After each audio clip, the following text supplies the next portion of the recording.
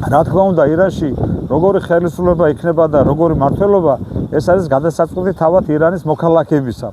თუმცა თუ ირანის მოქალაქეები მოინდომებენ მონარქიის აღდგენას, ეს იქნება ძალიან მნიშვნელოვანი, როგორც თulis სამეფო კლუბი, რადგან კიდევ ერთხელ გამოჩნდება, რომ მონარქია არის დემოკრატიის საფუძველი, მშვიდობიანობის საფუძველი და გეოპოლიტიკური სტაბილურობის საფუძველი.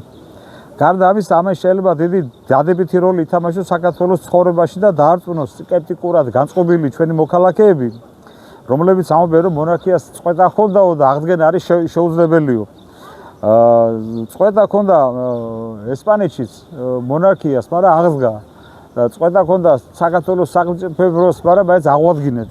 წყვეტა ჰქონდა, ესე იგი, ავტოკეფალიას, საქართველოს ქართული ეკლესიის ავტოკეფალიას, მაგრამ აღვადგინეთ. და ამიტომ ესე იგი შეუძლებელი არაფერი არ არის. ირანის შიდა საქმეები, რა თქმა უნდა, ჩვენი საქმე არ არის. თუმცა როგორც გარედან დამკვირვებლებს და როგორც ისტორიაში ოდნავ მაინც გარკვეულებს აშკარად მიგვაჩნია, რომ მონარქია არის ხალხის თავისუფლებასა და დემოკრატიის მშვიდობიანობის და სტაბილურობის საშუალება და გარანტი. უფრო დეტალურად და ცვლად ამის შესახებ შეგიძლიათ იხილოთ, ესე იგი, სამეფო კლუბის YouTube არხი, საუბრები მონარქიაზე და საიტი გვაქვს ჩვენ, ესე იგი, GeoRoyal.g. იმედი გვაქვს მთელი დემოკრატიული, კონსერვატიული, ტრადიციული სოფლიო მხარს დაუჭერს მონარქიას, ანუ დემოკრატიის და სტაბილურობის ხანგრძლივ მშვიდობას. ჩვენ ამის საფუძველს გვაძლევს ის, რომ ჩვენ შინაგანად ქართველი ერი ჯერ მოხდა ძალიან ისტორიული უსამართლობის წინაშე დავდექით, როცა 1000 პირველ წელს დაგვაკარგვინეს საერთოდ ისტორიული სახელმწიფოებრობა, ანუ მონარქია დაგვაკარგვინეს. ეს იყო ძალიან არა სამართლიანი მიდგომა ჩვენს მიმართ, იმიტომ რომ ჩვენ ისეთი სახელმწიფო ვიყავით, სადაც ესე იგი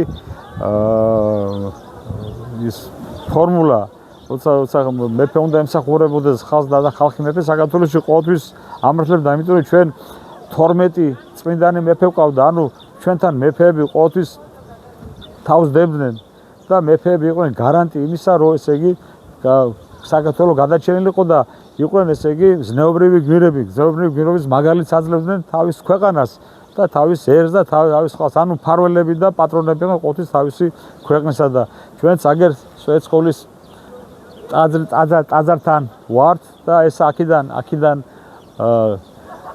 როცა გაერთიანდა ჯერ კიდევ ფარნავაზის დროს საქართველო, აქედან დაიწყო ეს ყველაფერი, ამ ადგილიდან მცხეთიდან დაიწყო ყველაფერი, აი ეს აღდგენა, სახელმწიფოებრიობის აღდგენა შუა საუკუნეებში სწორედ აქედან დაიწყო ყველაფერი და იმედია, რომ ჩვენი ხვალინდელი დღის სიკეთე სწორედ აქედან დაიწყება. მადლობთ ყურადღებისათვის.